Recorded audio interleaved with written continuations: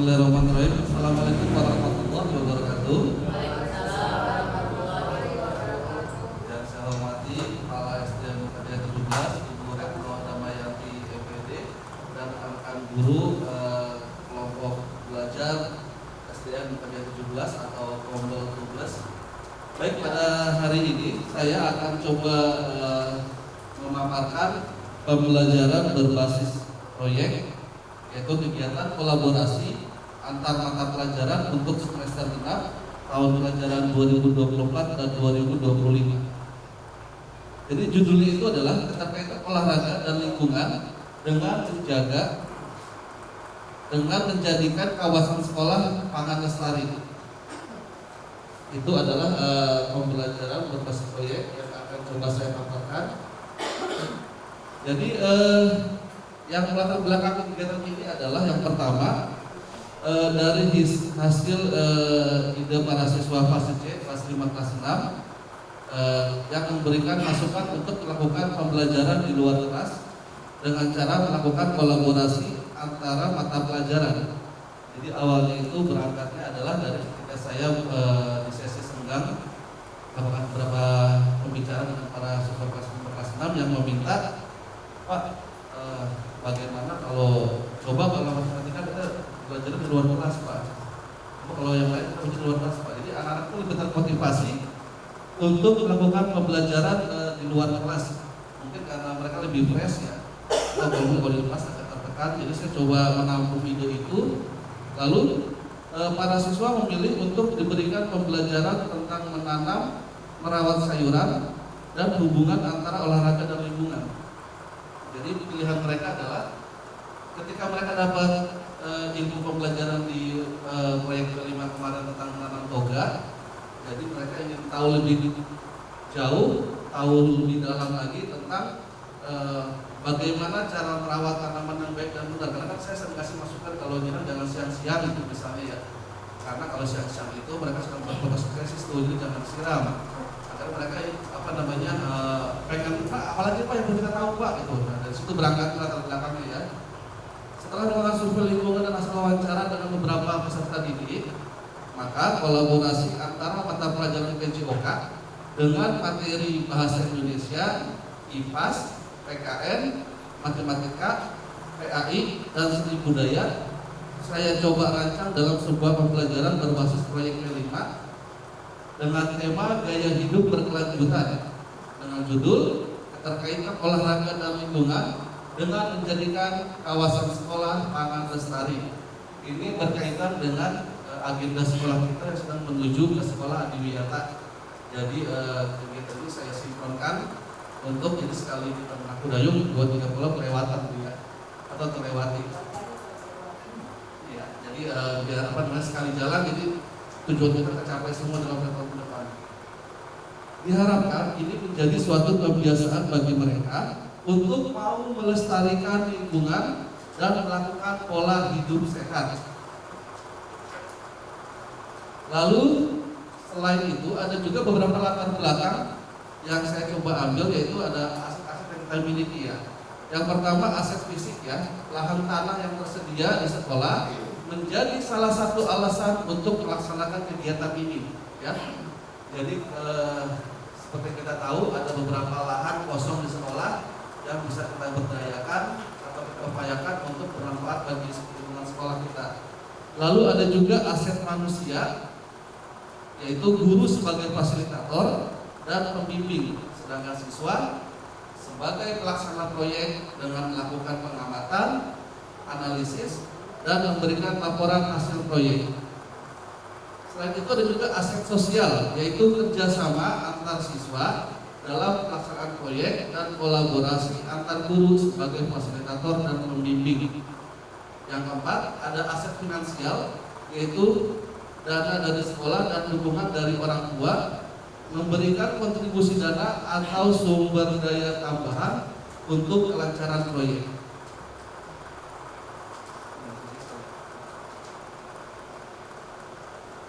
Lalu ada juga aset lingkungan. Siswa melakukan observasi survei dan pengamatan tentang kebiasaan olahraga di lingkungan sekitar untuk mengumpulkan data. Jadi selain kita mengambil data di sekolah, juga siswa punya tugas di rumah itu untuk mencari informasi tentang kebiasaan olahraga di lingkungan sekitar mereka, apakah kerja bakti mereka berjalan dengan setiap minggu rutin atau ada kegiatan senam masal di lingkungan masing-masing, itu contohnya. Lalu ada juga aset politiknya, yaitu kebijakan kepala sekolah atau pimpinan sekolah untuk mendukung pelaksanaan proyek sebagai bagian dari kurikulum intrakurikuler.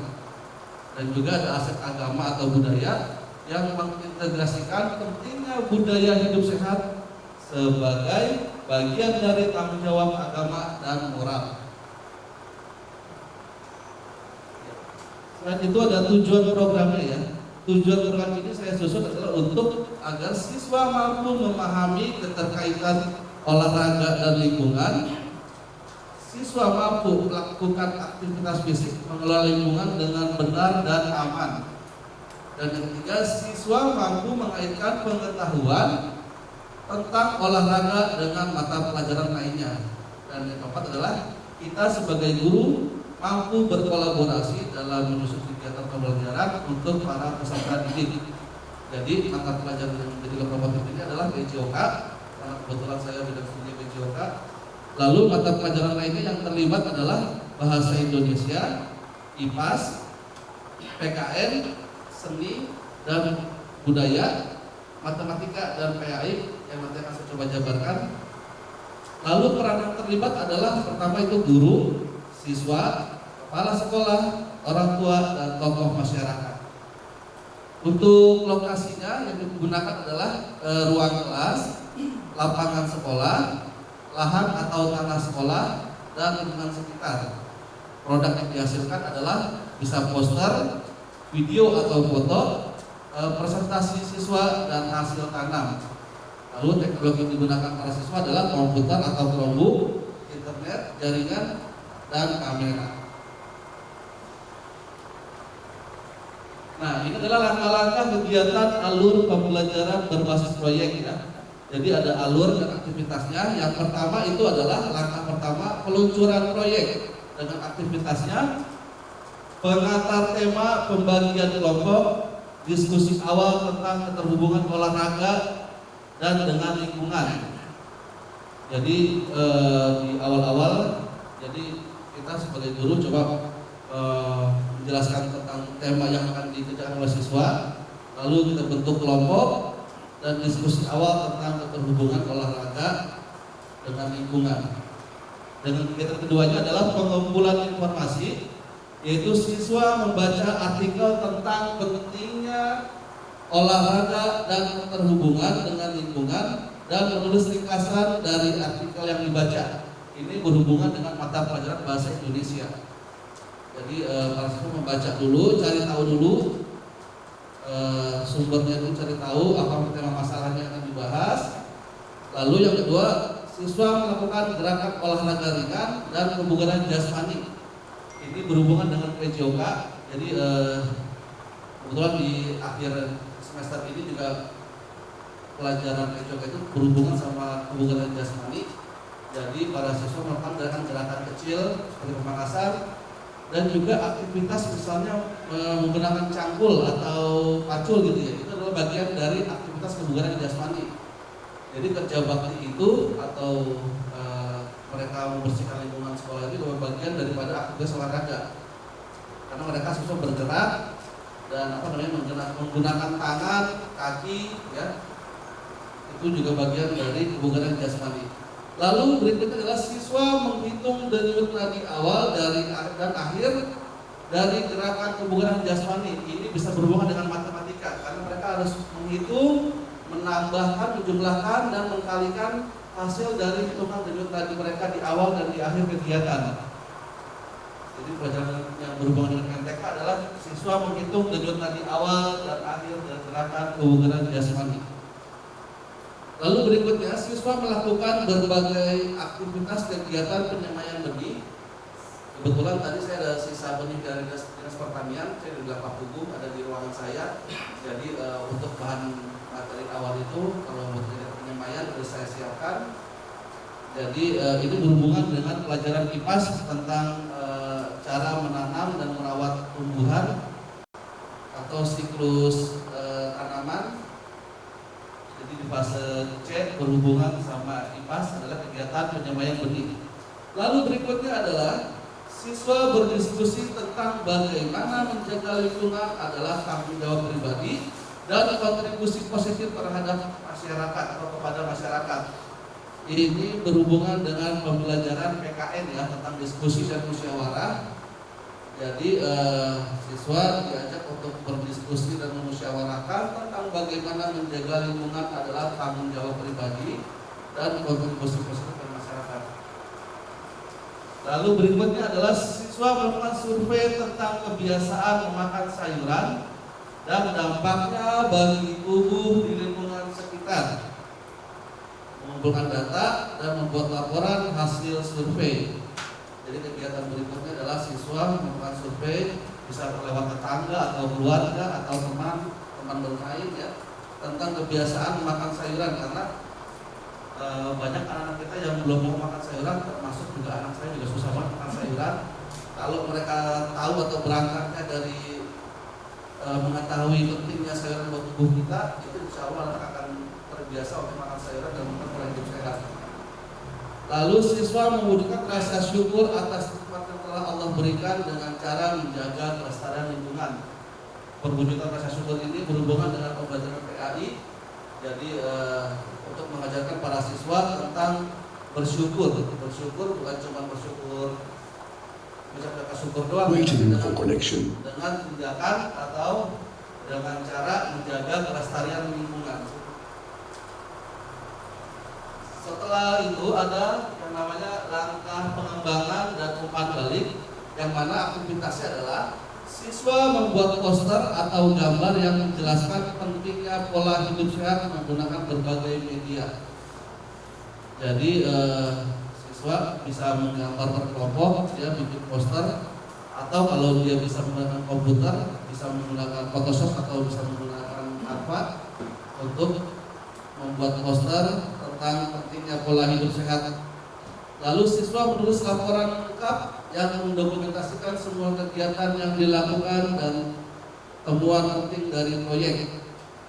Ya, jadi siswa juga bikin laporannya, bukan cuma mereka bentuk hasil karya doang, tapi ada laporan tertulisnya tentang kegiatan dilakukan. Dan siswa menganalisis data hasil survei, kemudian membuat tabel dan grafik untuk memvisualisasikan data tersebut. Jadi ada tabel dan grafiknya tentang perkembangan tanamannya dan seberapa besar dampak dari olahraga untuk lingkungan mereka. Dan berikutnya adalah siswa mempersiapkan presentasi tentang proyek mereka, termasuk poster, laporan, materi, kampanye, dan tanam. Jadi tahapan terakhirnya adalah semua yang mereka kerjakan dikumpulkan untuk ditampilkan pada gelar karya. Dan sebelum itu kita melakukan umpan balik atau perbaikan sebelum mereka presentasi. Jadi kita sebagai fasilitator memberikan dukungan dan umpan balik tentang apa yang akan mereka tampilkan agar mereka bisa tampil dengan maksimal dan apa yang mereka kerjakan dapat disampaikan dengan baik kepada para audiens. Lalu kegiatan presentasi, setiap kelompok mempresentasikan hasil proyek mereka di depan kelas atau di panggung ya. Presentasi mencakup poster, video, dan laporan proyek. Lalu poster dipasang di mading atau di papan sekolah dan videonya akan kita rekam dan kita upload di platform YouTube ya. Setelah itu siswa melakukan refleksi tentang apa yang telah mereka pelajari dan bagaimana menerapkan pengetahuan dalam kehidupan sehari-hari, dan guru memberikan umpan balik tambahan tentang apa yang telah mereka lakukan. Berikutnya adalah struktur program. Jadi tingkat satuan pendidikan kita adalah sekolah dasar. Kelasnya untuk karena yang kemarin yang memberi usul adalah anak-anak kelas C atau kelas 5 kelas 6. Jadi saya coba contohkan dulu di kelas 5-6 dengan tema gaya hidup berkelanjutan dengan topik keterkaitan olahraga dan lingkungan dengan menjadikan kawasan sekolah pangan lestari.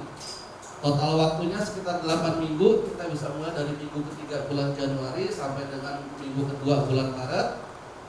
Dimensi profil pelajar Pancasilanya adalah beriman, bertakwa kepada Tuhan Yang Maha Esa, berakhlak mulia, mandiri, bergotong royong, dan bernalar kritis. Lalu elemen dan subelemen kelimanya adalah memahami keterhubungan ekosistem bumi, menjaga lingkungan alam sekitar, kerjasama, dan komunikasi untuk mencapai tujuan bersama.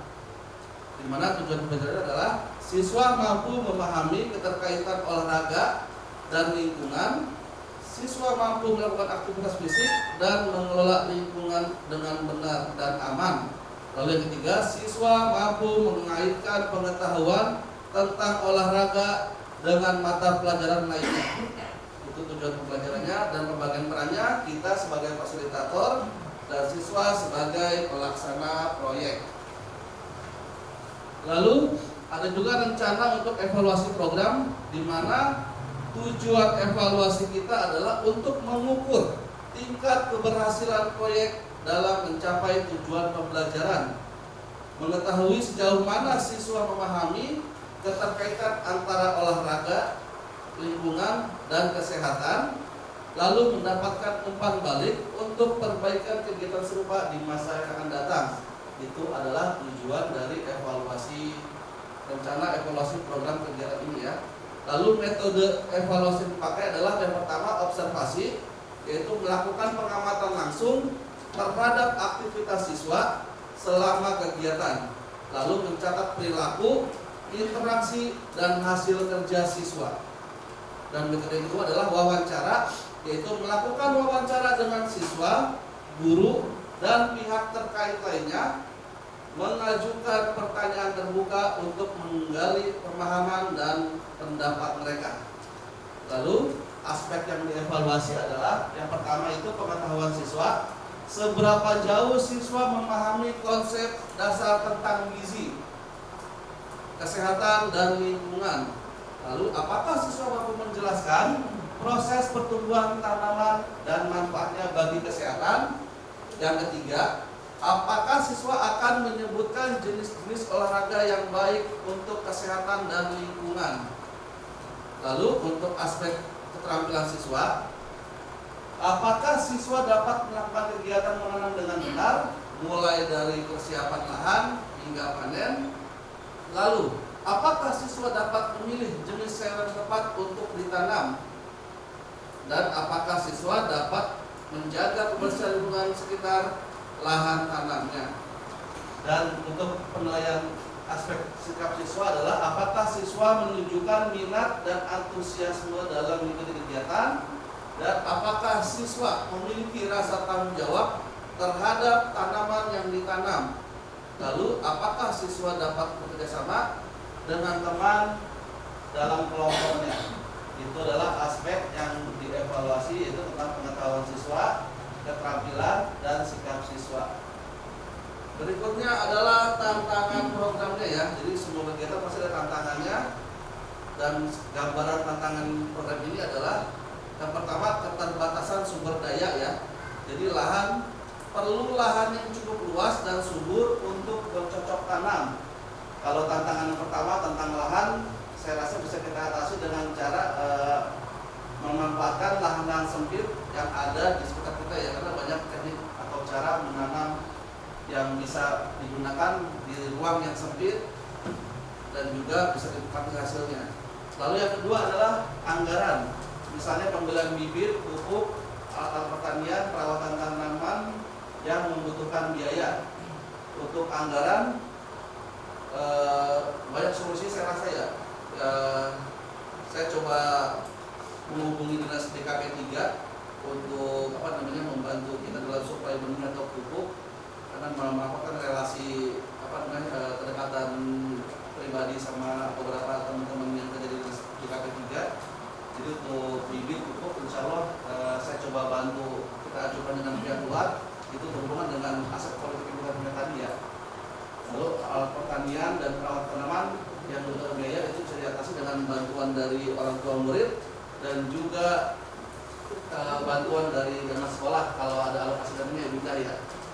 Lalu untuk waktu, mungkin kegiatan penanaman ini membutuhkan waktu yang cukup lama mulai dari persiapan lahan hingga waktu panen. Makanya saya mengalokasikan itu 8 minggu atau 8 minggu atau 2 bulan ke depan ya.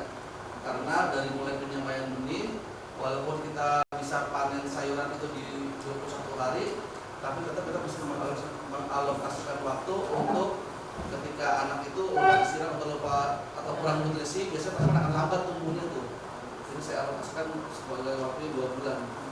Lalu untuk tenaga, membutuhkan tenaga ekstra dari kita sebagai guru atau fasilitator, siswa dan pihak sekolah yang lainnya untuk merawat tanamannya. Ini yang paling penting adalah proses testing kita dalam merawat tanaman itu setelah ditanam. Jadi itulah beberapa tantangan programnya. Dan mungkin dari minat dan motivasi siswa, tidak semua siswa memiliki minat yang sama terhadap kegiatan berkebun dan pola hidup sehat, karena banyak juga siswa kita yang memang nggak hobi nanam ya, dan cuek dengan apa yang mereka makan. Jadi ini salah satu minat atau tantangan dari minat siswa dan motivasi kita untuk menggerakkan siswa dengan pola hidup sehat. Dan juga sulit menjaga motivasi siswa untuk terus merawat tanaman dalam jangka waktu yang panjang. Kalau berangkatnya bukan dari hobi, agak susah. Tapi kalau mereka kita paksa, terbiasa, akhirnya luar biasa.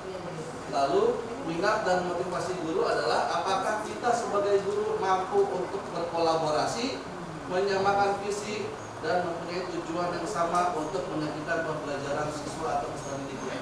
Saya rasa kita mampu ya. Bukan jika beberapa karakter kita punya visi yang sama, misalnya kayak Bu Lina orangnya disiplin, Bu Ning cinta kebersihan, ya diskusi terus tuh. Bu Indah sama Pak Osep orangnya kreatif, Pak Pugu hobinya bercocok tanam tuh ya. Terus Pak Agus sama saya sama-sama kelompok tani di RW masing-masing ya. Bu Evi hobi makan sayuran, Pak Ardi tadi pada bisa Pak Ardi berapa nih Pak Ardi makan sayuran Pak Ardi ya. Hobinya makan gado-gado, terus sebagai indikator saat itu teman-teman tuh, hobi makan gado-gado. Jadi itu adalah beberapa tantangan program yang mungkin akan kita hadapi di beberapa minggu ke depan setelah program ini berjalan. Jadi itu aja yang bisa saya paparkan dari pembelajaran berbasis proyek ini. Apabila ada yang bertanya, saya persilakan. Ya, silakan. Jadi di akhir kan ada minat dan apa? Ya. Motivasi siswa ya. Ya. Itu ya yang terakhir tadi ya. Itu seperti yang sudah saya alami gitu ya. Yang di kelas 4 itu di dalam menanam sayuran itu sampai berapa kali saya lupa itu. Karena apa? Ternyata apa istilahnya yang saya lihat yang kelihatan aktif dari sekelas itu hanya berapa orang anak, misalnya seperti itu. Jadi tidak semuanya anak itu terjun, misalkan satu kelompok punya 1 orang, yang lainnya lari-larian, kejar-kejaran seperti itu. Jadi tidak fokus kepada apa yang menjadi tanggung jawab mereka gitu Pak. Nah itu bagaimana tentunya syatinya seperti itu. Ya, baik, betul. Nice pertanyaan dia, bagus sekali ya. Jadi kalau mungkin Pak Bugi ya, kalau ada hanya beberapa anak yang bekerja dan yang lainnya pada bermain-main, mungkin pembagian tugas kelompoknya kurang maksimal ya, atau kurang terbagi dalam pembagian perannya.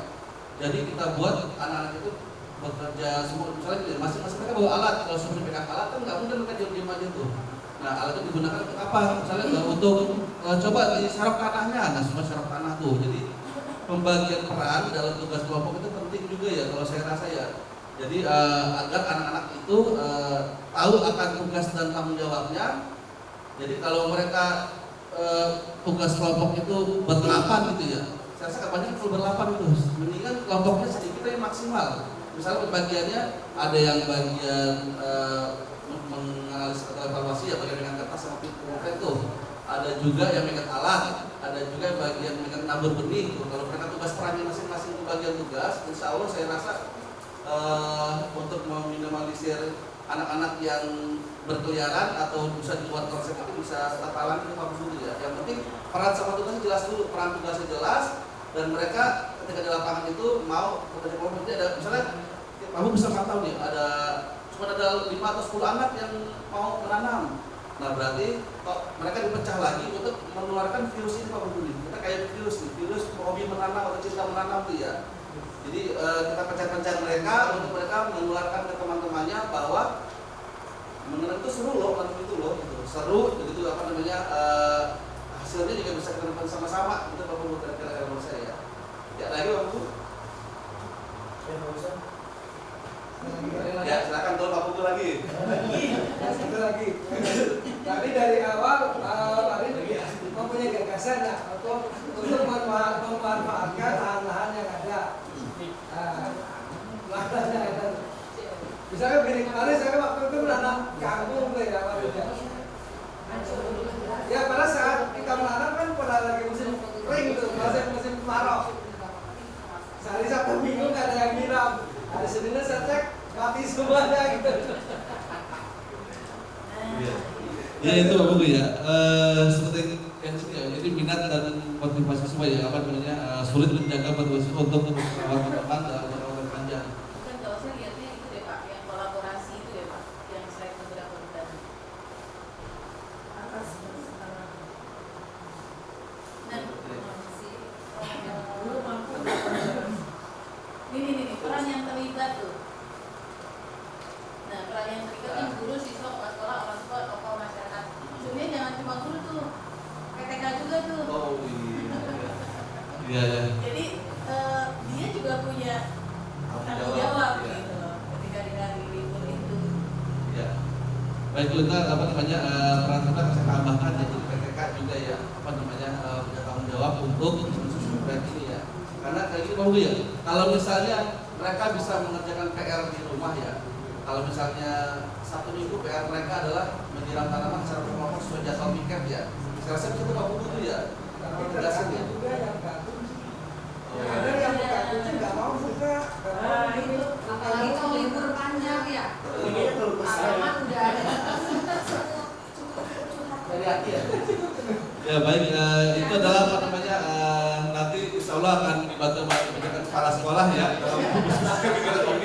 Jadi insya Allah bisa itu lah kepala sekolah nanti pagi Hari Sabtu Minggu kalau kita di rumah nggak ada yang nyiram misalnya, ada yang itu nengok, ke jalan pasti kering semuanya gitu. Atau kita bisa pakai sistem ini ya, sistem week juga bisa ya. Jadi buat mengantisipasi ya. Kalau kita misalnya lahannya itu kan kebanyakan kita kan udah bentuk peluran ya. Jadi kita bisa siasati dengan sistem week ya. Jadi menggunakan galon-galon bekas yang bawahnya dipotong setengah, diisi air, atasnya isi tanah, pakai sumbu. Nanti ya custom itu akan dia tanahnya akan juga sendiri tuh airnya itu dengan sumbu tuh. Jadi kita nggak boleh pakai penyiram. Ya, jadi kita bukan sistem buka ladang, tapi kita buka sistem wing atau hidroponik ya. Iya, semi hidroponik, sistem wing. Beda apa caranya banyak? Ada di atas semua. Ada beberapa penyiram ininya. Karena kebetulan pas saya cek itu tanahnya tuh keras soalnya ya. Karena tanah keras, kalau kita gali kita pacul agak susah kecuali kalau kita buat tanah baru di atasnya itu pakai media pupuk baru. Itu bisa. Tapi kalau kita dari tanah kita pacul, tanamin benih, kita siram, itu susah buangnya. Karena keras tanahnya itu tanah kering. Karena kebetulan pohon-pohon kan gede-gede dia, itu akarnya udah hidup air banyak, makanya tanahnya udah kering masuk, terus keras tanahnya. Ya. Ada lagi? Ya silakan Pak Hussein. Saya dulu ya. Ya baik. Tadi paparan yang paling jelaskan itu kan di fase C ya Pak? Iya. Apakah untuk fase-fase yang lain untuk fase B ya? Nah, karena saya kan di fase B ya. Apakah bisa diaplikasikan untuk fase B, kelas 4, kelas 3 yang kita bikin itu mungkin lebih agak sulit di apa ya? Di kapasitas ya. Ya, baik, terima kasih Pak Hussein. Baik, untuk yang fase B, saya coba sedang konsepkan ya agar temanya itu sejalan dengan di fase C. Juga yang di fase A juga saya sedang konsepkan. Kalau yang kemarin itu kan kita yang fase A, B, A-nya itu permainan tradisional, yang B-nya itu kearifan lokalnya adalah dengan nanam toga. Kalau yang B sama C, itu sama saya Pak Hussein, jadi saya akan paparkan di pertemuan berikutnya ya. Ya. Yang fase B dan fase A. Jadi agar semua fase arah tujuannya sama di perbedaan dengan cara masyarakat olahraga dengan pendidikan profesor sekolah pangan lestari itu ya. Baik, ntar ya saya di pertemuan berikutnya akan saya bahas ya nanti ya. Mantap. Ada lagi Pak Ardi? Tanya Pak? Iya saya. Ya Pak Adi, kan Pak Adi sebagai guru olahraga ya. Iya. Kalau saya kan sebagai guru apa ya? Wadah. Saya kurang apa ya? Mungkin saya lebih condong sering pembelajaran di dalam kelas. Iya. Nah, mungkin kalau yang berkaitan dengan lingkungan sekitar ini atau yang bisa dijadikan ya apa dan alat itu bagaimana gitu mengaplikasikannya kalau di dalam pembelajaran PAI? Oh, jadi PAI mau belajar di luar kelas juga. Ya. Duluan. Baik Pak Ardi, untuk PAI kalau mau belajar di luar saya rasa ini Pak Ardi ya, apa namanya, kayak nih, siswa mewujudkan rasa syukur atas nikmat yang telah Allah berikan dengan cara menjaga kelestarian lingkungan. Jadi Pak Ardi bisa mengajak anak berkeliling tuh Pak Ardi. Misalnya kelas 5 ya, yuk kita berkeliling yuk. Buat apa Pak? Enggak, di sini aja. Kita bertafakur dan bertadabur dengan alam sekitar kita gitu ya. Terus mereka ajak Pak Ardi lihat di tempat-tempat yang biar sampahnya Pak Ardi. Nih, biar sampah ini. Kita kan kebersihan seperti kepada iman mengasal ya. Nah, kalau kalian beriman, punguti sampah. Nah, itu bagian sebagai wujud tafakur dan tadabur anak tentang lingkungan sekitarnya ya. Jadi menjaga kebersihan lingkungan sekolah juga bisa tuh Pak Ardi itu. Jadi nggak mesti belajar di kelas dulu ya. Bisa dengan cara ajak keliling-keliling mereka. Yang penting pungut sampah Pak Ardi. Ya. Baik, terima kasih. Ada lagi Bapak Ibu? Ya, Ibu Evi dulu silakan. Terima kasih atas waktunya. Pak Adi, untuk kelas 6 kan sudah melakukan tanaman bunga ya, Ya. sistem ini. Tapi ada satu kelompok ya Pak Adi yang tanamannya belum tumbuh dengan baik itu tumbuh tunasnya. Nah itu kan menanamnya kunyit, Oh, kunyit. Iya. Nah itu kan kalau dihitung dari sejak penanaman berarti sudah 2 bulan.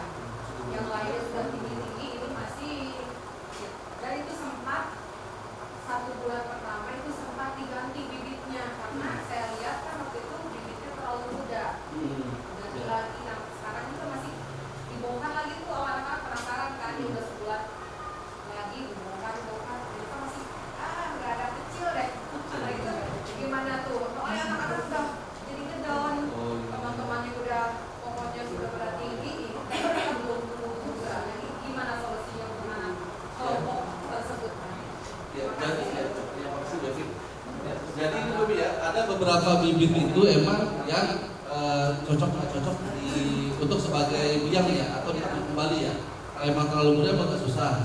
Kita cari yang agak tua dan kalau bisa kering kondisinya ya. Biasanya kalau lama tuh bibit basah biasanya Bu Evi, itu lama. Udah gitu ketemu dengan tanah yang nutrisinya kurang. Itu juga bisa tuh, jangan cuma disiram air doang, makanya itu ya, kalau bisa ada nutrisinya ya, pakai AB Mix bisa ya, pakai yang merah putih juga bisa, atau pakai NPK juga bisa ya. Jadi kemungkinan kalau bibit biangnya itu masih terlalu basah atau tanahnya kurang nutrisi, ini itu dah. Kalau yang lainnya berkembang, kebetulan pemilihan bibitnya pas tuh untuk ditanam kembali. Ini tuh buat nanti ya. Dicek lagi nanti dunia bibitnya bagus di sini. Ada lagi Bu, silakan. Baik, terima kasih. Assalamualaikum warahmatullahi wabarakatuh. Waalaikumsalam warahmatullahi wabarakatuh. Pertama sih menanggapi dulu yang disampaikan Bu Evi tadi ya Pak. Ya. Sebenarnya ketika proyek menanam seperti itu, kemudian ada yang berhasil, ada yang gagal, justru disitulah pembelajarannya mereka. Jadi nanti di akhir ketika proyek itu selesai kan ada refleksi ya Pak. Ya. Nah di refleksi itu bisa kemudian dibahas kenapa yang ini bisa tumbuh, yang ini tidak, seperti itu. Nah itu sebetulnya bagian dari pembelajaran mereka.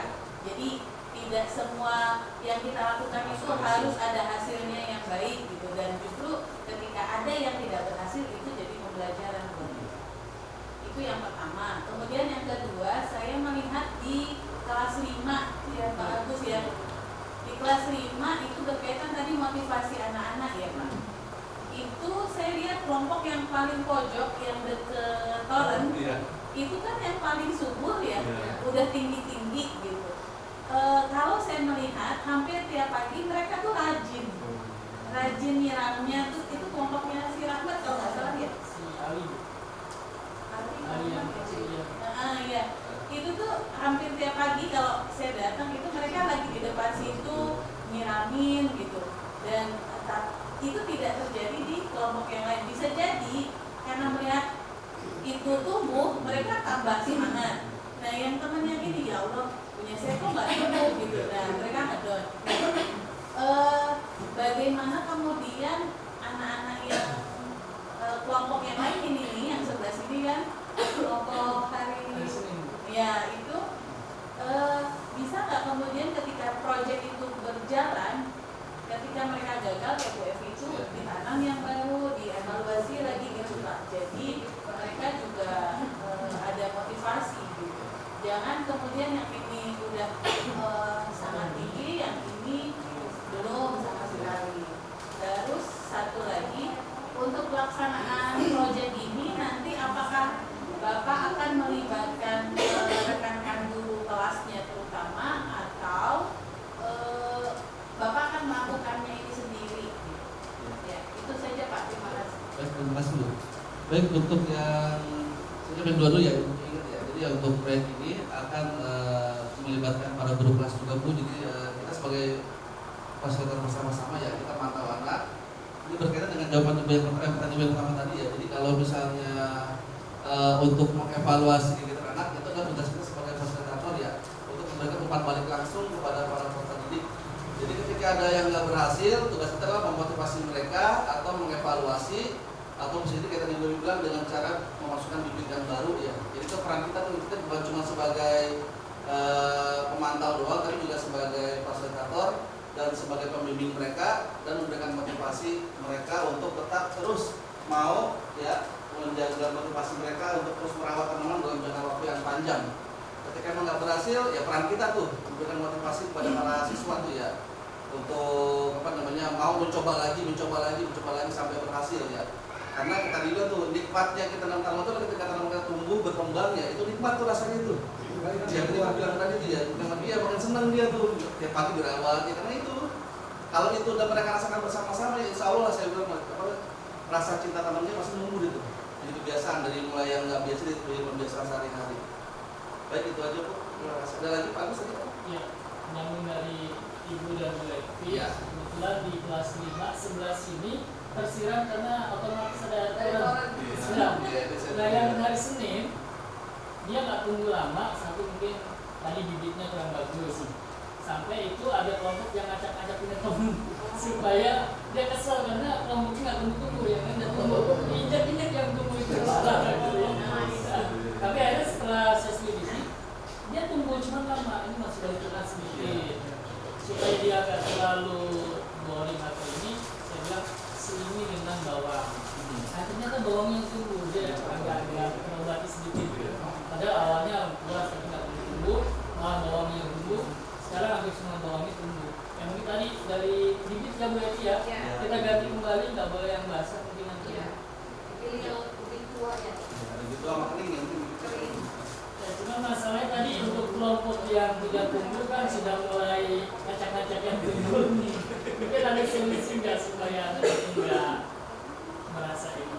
Iya, bagus ya. Kalau emang toga itu agak rumit ya. Kebetulan juga tadi saya bilang bahwa tanah itu tanah kering, tanah kita tuh. Ya mungkin yang sebelah kiri beruntung dapat siraman pohon tiap hari ya. Tapi kalau yang lainnya emang saya cek itu kali kurang ini ya. Kalau saya bilang kurang cacing tanahnya itu. Kalau ada cacing, kita lebaran cacing, suruh ditumbuhin lagi tanahnya. Jadi emang kalau untuk yang ini saya nggak merekomendasi untuk menanam di lahan kosong, tapi dengan menggunakan media tanamnya ya. Kita pakai media alat potong-potong bekas mendingan kalau saya bilang mah. Karena dengan sistem yang tadi Bapak bilang ya, apa kalau minggu nggak ada yang nyerang gimana nih? Ya, jadi kita bisa mengantisipasinya dengan cara itu tuh.